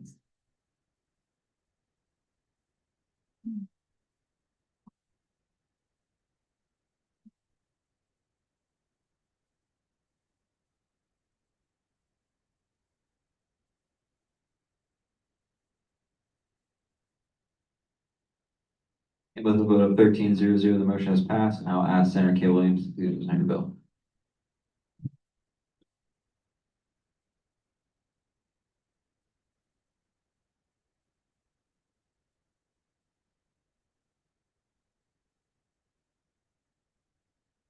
So really cool, that's loud. So really quickly, again, this is just taking away 10,000 from the fall 2025 residuals that we have in the budget and putting 5,000 into each, 2 of our grants. So one being the security relief fund and then the other being the weekend retention fund. Thank you. Appropriations Chairman. Also, as a point of information for the Senate, both of these funds are currently fully depleted. You. So any, Senator Cohn?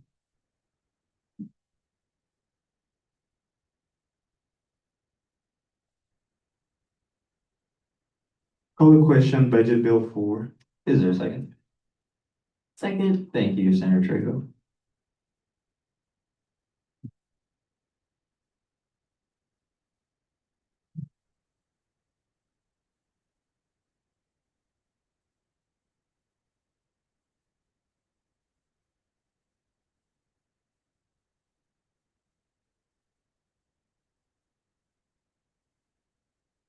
And with a vote of 12-0-0, the motion is passed, and we will now move into a vote on budget bill number 4.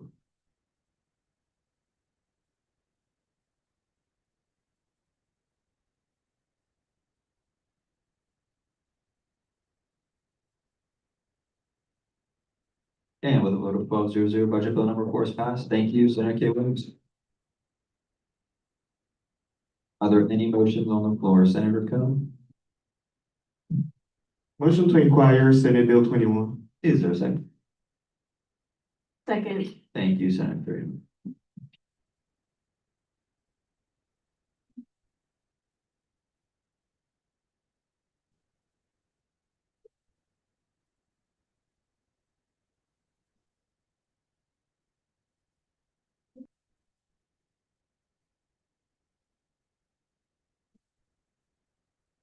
And with a vote of 12-0-0, the motion is passed, and I will ask Government Operations Sheriff Farrell to please come present your bill.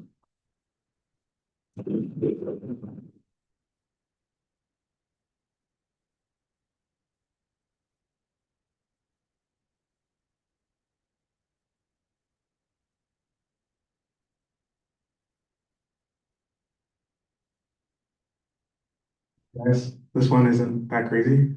Basically what this bill is doing is just expanding what constitutes as a discrimination language. And additionally, just expanding what was already previously there. Just giving a list of examples like racism, homophobia, xenophobia, et cetera, et cetera. And also just changing some of the language about, instead of saying, executive, board, saying branch. So basically, all this is doing is just expanding what discrimination language is. Thank you. Are there any technical, non-debatable questions? Seeing none, thank you. Government Operations Sheriff Farrell. Are there any motions on the floor? Senator Cohn. Motion to inquire Senate Bill 22. Is there a second? Second. Thank you, Senator Trejo.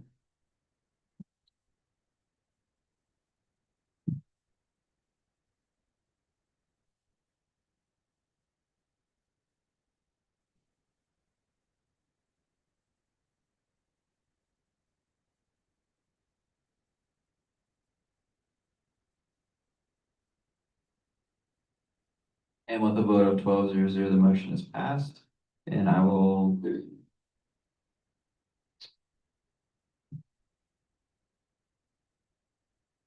Yeah, Government Operations Sheriff Farrell and Associate Justice Hayesmore, please come second bill.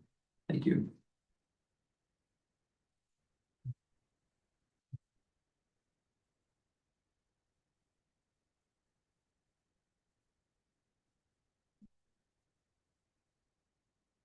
Another simple one here. Basically, all this is doing is just removing section one, part B, where it says will be determined by the level of violation that has occurred instead of the amount of PDRs that have occurred. So basically, what this is doing is that this is giving the Attorney General more say as to what the level of PDR what the level of violation that has occurred, depending on the instance, instead of it just being level one, level two, level three. So if someone, for example, says something discriminatory, it should be just. I have a question. Are you talking about 22 or 23? Oh, You're good, you're good. oh. I was talking about 22. Now I'm talking about 22. With this specific Senate bill, after talking to Advisor Harris more about it, I motioned to strike, Senate Bill 22. Could you elaborate? Quick explain. Okay, so basically, and Advisor Harris could give more clarification. Basically, the way in which their bylaws are written, it says that the president has the power to withhold pay, but oh, the pre the president isn't technically allowed to do that. And so, yeah, that's why we're motioning to strike this bill, and so we can make another bill to talk about, to remove that specific language because that is in the bylaws. Thank you. Is there a second on that motion? Oh, I second. Thank you. Appropriations should know.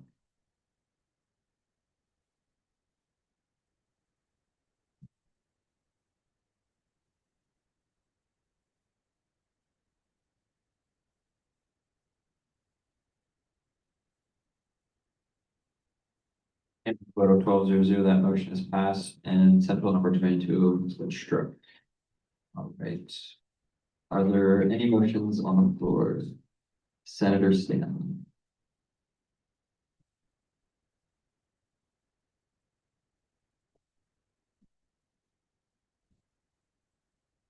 Motion to inquire Senate Bill 23. Is there a second? A second. Thank you, Senator Keychon.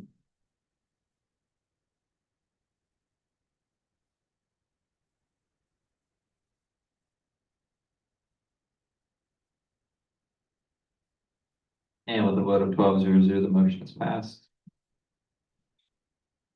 so you're hearing what I said like a minute ago. Yeah, so basically what Senate Bill 23 is just, again, removing the language specifically where it says the amount of PDRs to the level of violation. Thank you. Are there any technical, non-debatable questions on Senate Bill number 23? All right, seeing none, thank you. And are there any other motions on the floor? Senator Stanley, Motion to inquire Resolution 47. is there a second? A second. Thank you, Senator Keychon.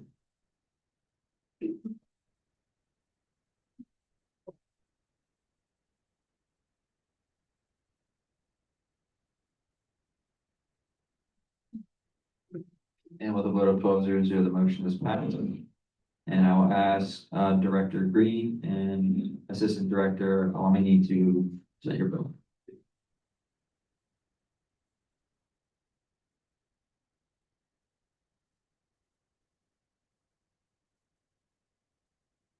Okay, so basically what this resolution is asking for is asking Towson University to make criminal justice a major. This is something I talked to the provost about all the way during the winter, and she essentially told me that this is something that Towson is able to do. However, it would be a stronger case if it is presented and passed by the SGA. And so this is something that already has administrative support, but it's just administrative support, but it should be something that's passed by the SGA. To give, I guess, a personal anecdote, when I was talking to a lot of students who were criminal justice, they were kind of confused about specifically specifically how the anthropology and sociology, which is a concentration under criminal justice, specifically helps them. Considering that a good portion of them want to go to law school, they feel as though those two majors do not really represent what they specifically want to do. And additionally, there is a lot of criminal justice courses, and there is enough courses for it to be its own major. Thank you. Are there any technical, non-debatable questions? Okay, seeing none, thank you, Government Operations Sheriff Brown, Director Green. Are there any announcements? Vice President Britton. Olympics in 12 minutes in the Union Ballrooms. If you guys are free, please come out. It's a pretty big event for our organization, so make sure you guys come support. Thank you. Are there any motions on the floor? Any other announcements? Vice Harris. Not an announcement, but a question. Does Budget Bill 4 have a committee recommendation? Approves.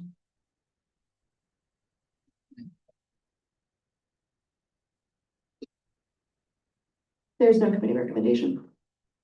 It wasn't reviewed. It was not reviewed. Thank you. Any other announcements? Seeing none, any motions on the floor? Appropriations Chair Miller. Motion to adjourn. Is there a second? A second. Thank you, Senator McKay Williams.